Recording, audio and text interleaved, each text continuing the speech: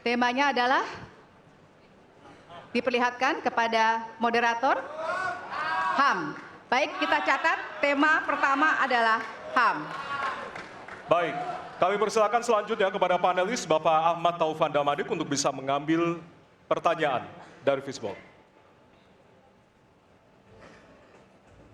Baik, bolanya bisa ditunjukkan, Pak? Oke, huruf A, artinya itu adalah amplop A untuk hak asasi manusia.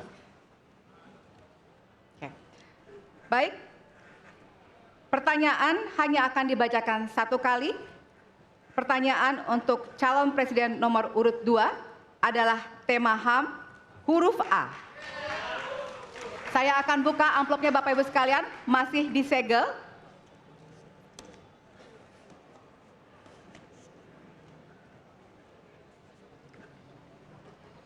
Kita mulai.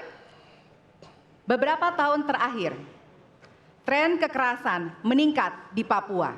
Sementara masalah keadilan dan HAM masih belum terselesaikan sehingga konflik terus berlanjut. Pertanyaannya, apa strategi yang Anda akan siapkan untuk menyelesaikan masalah HAM dan konflik di Papua secara komprehensif? Waktu menjawab 2 menit dimulai dari sekarang. Masalah Papua adalah rumit karena di situ terjadi suatu gerakan separatisme. Dan gerakan separatisme ini kita sudah ikuti cukup lama. Kita melihat ada campur tangan asing di situ. Dan kita melihat bahwa kekuatan-kekuatan tertentu selalu ingin Indonesia disintegrasi dan pecah. Untuk itu memang masalah hak asasi manusia itu menjadi sesuatu yang harus kita utamakan, dan diantaranya juga kita harus lindungi seluruh rakyat Papua, karena di situ kelompok teroris sekarang itu menyerang orang-orang Papua sendiri, rakyat yang tidak berdosa, perempuan, orang tua, anak kecil yang tidak bersenjata, diteror oleh kelompok teroris separatis ini. Jadi rencana saya pertama adalah tentunya menegakkan hukum, memperkuat aparat-aparat di situ, dan juga mempercepat pembangunan ekonomi. Dan Presiden Joko Widodo adalah Presiden di Republik Indonesia yang paling banyak ke Papua. Paling banyak ke Papua. Kalau tidak salah sampai hari ini beliau sudah lebih dari 19 kali ke Papua. Dan peningkatan pertumbuhan ekonomi di bawah pemerintah Pak Jokowi yang paling pesat, yang paling tinggi selama sejarah Republik Indonesia. Jadi yang saya katakan, saya akan lanjutkan, kita harus membawa kemajuan ekonomi, sosial, services yang terbaik untuk rakyat Papua, melindungi rakyat Papua dari keganasan para separatis dan teroris, dan menjamin penegakan hak asasi manusia. Terima kasih. Baik. Dan selanjutnya, ya, hadirin harap tenang, ya. Kita lanjutkan. Baik, kami persilakan kepada calon presiden nomor urut 3 untuk menanggapi jawaban dari calon presiden nomor urut 2. Waktu Anda 1 menit, Bapak, dimulai dari sekarang. Terima kasih, tapi menurut saya rasanya tidak cukup, Pak Prabowo. Karena dialog menurut saya menjadi sesuatu yang penting. Agar seluruh kekuatan yang ada di sana, seluruh kelompok yang ada di sana bisa duduk bersama untuk menyelesaikan itu. Itu menurut saya roots masalahnya. Pertanyaan saya simpel saja. Apakah Bapak setuju dengan model dialog yang saya tawarkan itu? Terima kasih. Saya setuju. Terima kasih.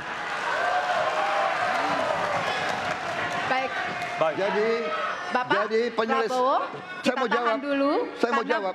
Waktunya Bapak merespon nanti setelah mendengarkan jawaban ataupun tanggapan dari paslon nomor 1.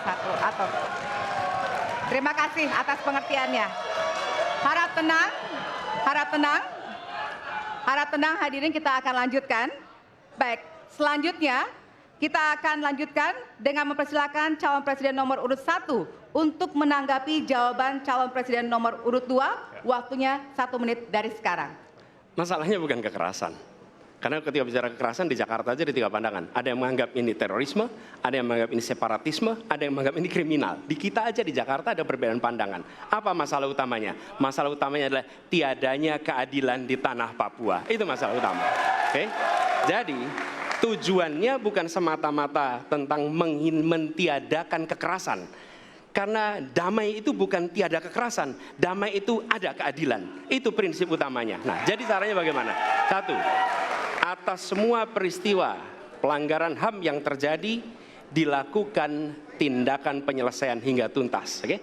Yang kedua, mencegah terjadinya pengulangan dengan memastikan semua yang bekerja di Papua memahami bahwa yang harus dihadirkan bukan tidak ada kekerasan, tapi keadilan. Yang ketiga, melakukan dialog dengan semua secara kopartisipatif. Terima kasih. Baik, terima kasih. Terima kasih. Dan selanjutnya kami persilakan kembali kepada calon presiden nomor urut 2 untuk merespon tanggapan dari kedua calon presiden lainnya. Dan waktu Anda 1 menit, Bapak, dimulai dari sekarang. Benar, saya sangat setuju. Kita harus ada pendekatan dialog. Benar, ya. Dan saya juga setuju. Harus. Tunggu dulu, aku mau jawab.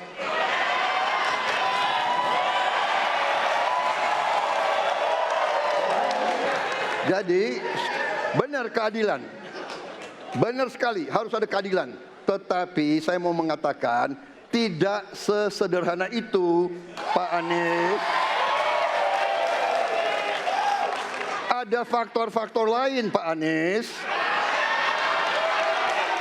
Ada faktor geopolitik, ada faktor ideologi. Inilah yang masalahnya tidak gampang, ya. Tetapi saya pendapat kita harus tegakkan keadilan. Kita harus dialog. Ini masalah bangsa. Ini harus kita, semua kekuatan harus kita rangkul. Baik, waktu habis, Bapak. Waktu habis, Bapak. Terima kasih. Hadirin harap tenang. Baik, Hadirin harap tenang, kita akan lanjutkan. Hadirin harap tenang, kita akan lanjutkan. Nanti kita akan kasih kesempatan untuk memberikan apresiasi kepada para calon presiden. Baik, selanjutnya kita akan beralih ke pertanyaan untuk calon presiden nomor urut 3. Kami persilakan kepada panelis Bapak Al Makin untuk mengambil subtema di fishbowl. Kami persilakan kepada panelis.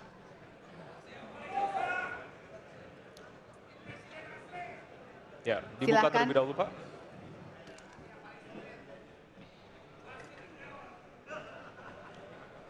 Diperlihatkan kepada moderator dan hadirin pemerintahan Dan peningkatan pelayanan publik. Baik, dan selanjutnya kami persilakan kepada panelis Bapak Bayu Dwi Anggono untuk mengambil pertanyaan dari fishbowl. Kami persilakan, Pak.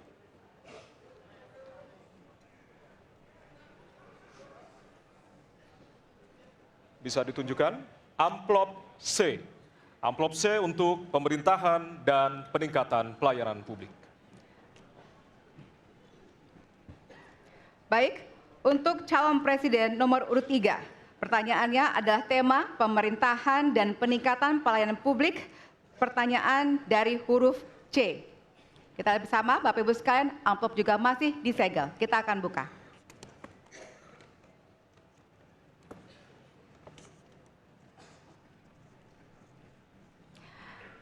Indeks pelayanan publik di Indonesia stagnan. Sementara Undang-Undang Pelayanan Publik menghendaki persamaan perlakuan dan memperhatikan kepentingan khusus kelompok rentan, perempuan, anak, dan disabilitas. Pertanyaannya, apa program strategis Anda untuk meningkatkan kualitas pelayanan publik yang berkeadilan? Waktu 2 menit dimulai dari sekarang. Kebetulan saya punya pengalaman 10 tahun menangani soal ini. Mengajak mereka berpartisipasi sejak awal, satu, menghadirkan dalam setiap musrenbang kelompok perempuan, penyandang disabilitas, anak-anak, kelompok rentan yang lain termasuk orang tua. Kenapa? Agar pengambil keputusan mereka aware, mereka peduli apa yang mereka rasakan. Kesetaraan dalam perencanaan pembangunan itulah yang kita harapkan bisa merepresentasikan apa yang mereka harapkan. Sehingga fisiknya kalau bangun, mereka paham mana yang akan menggunakan, sehingga tidak ada lagi protes pada soal itu. Kedua, dari sisi aparaturnya, mesti ada kontrol publik. Maka kalau saya membuat pengalaman kami membuat lapor GUP sebagai satu ruang komplain publik yang pemerintah nggak boleh baperan, pemerintah harus menerima seluruh masukan dan kritikan, inilah yang akan kita angkat menjadi government super apps. Sehingga ketika itu tidak berjalan, pemerintah tertinggilah yang harus kemudian mengambil alih itu, sehingga pelayanan akan bisa jauh lebih baik, sehingga kelompok-kelompok ini harus mendapatkan afirmasi. Pak Ganjar, masih ada waktu? Cukup. Baik. Cukup. Baik, terima kasih. Ya, dan kami persilakan kepada calon presiden nomor urut 1 untuk menanggapi jawaban dari calon presiden nomor urut 3. Waktu Anda 1 menit dimulai dari sekarang, Pak. Prioritaskan pada pelayanan mereka yang rentan. 1, penyandang disabilitas. 2, perempuan, terutama ibu hamil. 3, anak-anak dan lansia. Itu prioritas. Kemudian pelayanannya. Buatkan pelayanan yang transparan dan terukur. Pelayanan pemerintah itu tidak ada yang baru. Semua yang dilayani pemerintah itu hal yang berulang. Jadi kalau disebut masalah itu pasti pernah terjadi sebelumnya. Pasti berulang. Lalu apa yang dikerjakan? Kami buat ketika dulu di Jakarta namanya Jaki. Jaki adalah sebuah super apps yang membuat setiap pelayanan ada ukurannya. Contoh, bila lapor pohon tumbang, maka kami memberikan arahan kepada jajaran berapa jam harus beres. Ketika dikatakan ada laporan tentang peristiwa X, maka berapa waktunya harus beres. Semua ukuran pelayanan dibuat transparan. Lalu publik yang melapor tahu persis, saya lapor kapan, harus selesai kapan. Dengan begitu standarisasi akan bisa terjadi. Terima kasih. Baik. Terima kasih atas tanggapannya. Silahkan kepada calon presiden nomor urut 2 untuk menanggapi jawaban calon presiden nomor urut 3. Waktunya 1 menit dari sekarang. Menurut pandangan saya, kelompok rentan itu juga termasuk para petani dan nelayan. Dan yang saya dapat setelah saya keliling, khususnya di Jawa Tengah, Pak Ganjar, petani-petani di situ sangat sulit dapat pupuk. Dan mereka mengeluh dengan kartu tani yang Bapak luncurkan, ini mempersulit mereka dapat pupuk. Jadi sebetulnya mereka ingin pupuk itu pengadaannya disederhanakan. Saya kira mungkin Bapak bisa menjawab masalah itu. Terima kasih. Waktu Pak Prabowo? Cukup. Cukup? Nggak usah lama-lama. Baik. Baik, terima kasih. Dan selanjutnya kami persilakan kepada calon presiden nomor urut 3 untuk merespon tanggapan dari kedua calon presiden lainnya. Waktu Bapak 1 menit dimulai dari sekarang. Terima kasih. Jadi menggunakan teknologi yang disampaikan Mas Anies sudah betul. Rupanya kita sama pada soal itu. Tapi untuk Pak Prabowo saya harus mengingatkan Pak, pupuk langka terjadi di Papua Pak. Pupuk langka terjadi di Sumatera Utara Pak. Pupuk langka terjadi di NTT, NTB, Kalimantan Timur termasuk bensin. Mungkin Bapak sedikit agak lupa untuk saya bisa mengingatkan, karena Bapak pernah menjadi ketua HKTI. Pak, data petani kita tidak pernah beres. Maka kalau kemudian satu data petani itu bisa kita kelola, maka distribusi pupuknya harus bisa sampai dan tepat sasaran. Pada saat yang sama, kuota pupuk tidak boleh dibatasi. Maka ini yang saya telepon langsung kepada Pak Wapres saat itu. Pak Wapres, please, kasih tambahan. Kalau tidak cukup. Dan ini terjadi di seluruh Indonesia. Maka inilah mesti kita kerjakan nanti. Baik. Masih ada waktu? Mau ditambahkan Pak? Cukup. Cukup? Cukup. Baik. Baik, terima kasih.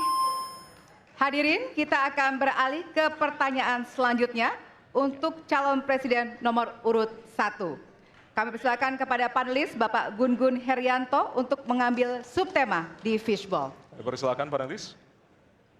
Ya, bisa dibuka terlebih dahulu.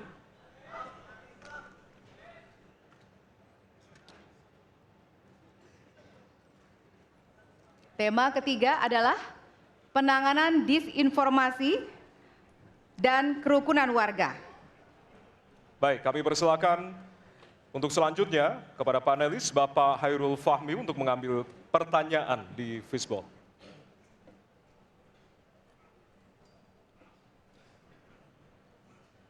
Ditujukan ke depan adalah amplop Huruf A. A. Baik. Amplop A untuk penanganan disinformasi dan kerukunan warga. Baik, pertanyaan untuk calon presiden nomor urut 1 adalah tema penanganan disinformasi dan kerukunan warga, huruf A. Kita lihat bersama, masih disegel, kita akan buka bersama.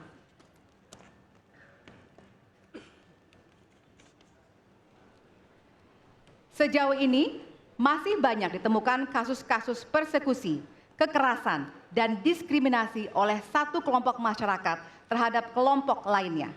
Pertanyaannya, apa kebijakan Anda untuk melindungi warga negara dan memperkuat toleransi dalam masyarakat Indonesia yang majemuk? Waktunya 2 menit dimulai dari sekarang. Setiap pelanggaran hukum tidak boleh dibiarkan tak dihukum.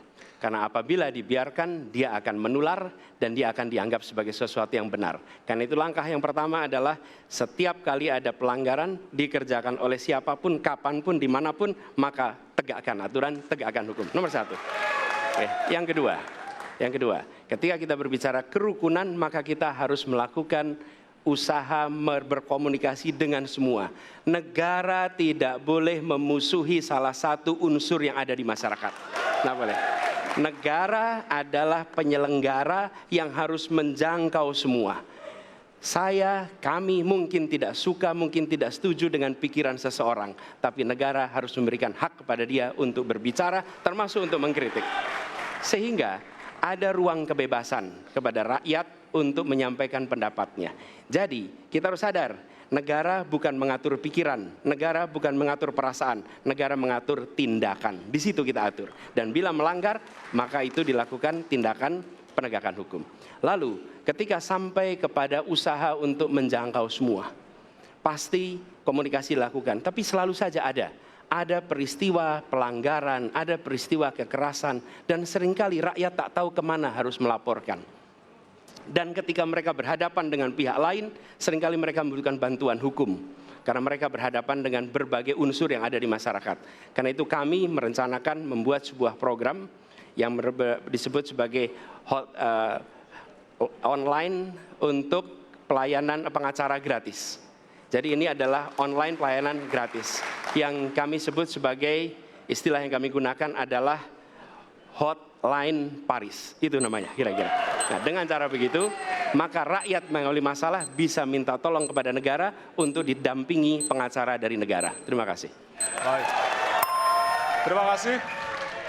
Dan selanjutnya kami persilakan kepada calon presiden nomor urut 2 untuk menanggapi jawaban dari calon presiden nomor urut 1. Waktu Bapak 1 menit dimulai dari sekarang. Saya kira yang sangat dirasakan oleh banyak kelompok, terutama kelompok minoritas, Pak. Saya ingin tanya bagaimana tanggapan Bapak tentang keluhan adanya kelompok-kelompok minoritas yang ingin membuat tempat ibadah tapi sangat sulit karena faktor-faktor yang dipersulit oleh birokrasi dan sebagainya. Masih ada waktu, Bapak? Cukup. Sudah cukup? Baik, terima kasih. Selanjutnya kami persilahkan kepada calon presiden nomor urut 3 untuk menanggapi jawaban calon presiden nomor urut 1. Waktunya 1 menit dimulai dari sekarang. Ada yang lebih penting saya kira meskipun seluruh proses memang harus dilalui. Penegakan hukumnya, menghukum yang bersalah, dan aparat hukum tidak boleh ragu pada soal itu. Tapi ketika kemudian kita kembalikan pada persoalan yang potensial muncul, itulah kenapa Pak Mahfud kemarin di Sabang berbicara dengan banyak tokoh agama. Agar di samping pendidikan agama, mereka memberikan juga pendidikan budi pekerti. Agar kemudian dia bisa mengerti sejak awal bagaimana berbeda dalam suku, agama, golongan, sehingga mereka akan bisa bareng-bareng memahami. FKUB, tokoh masyarakat, semua dilibatkan dalam proses keseharian dalam pengambilan keputusan. Kalau itu bisa terjadi, rasa-rasanya bangsa ini akan membangun harkat dan martabatnya, karena kita memang berbeda, tapi kita dipersatukan.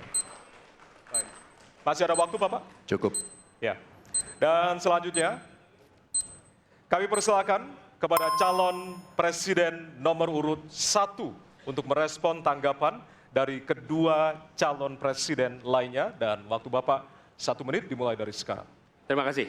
Pak Prabowo, perlu kami sampaikan bahwa ketika kami bertugas di Jakarta, maka ada begitu banyak izin-izin gereja yang mandek 30 tahun, 40 tahun, dan tuntas dibereskan. Oke?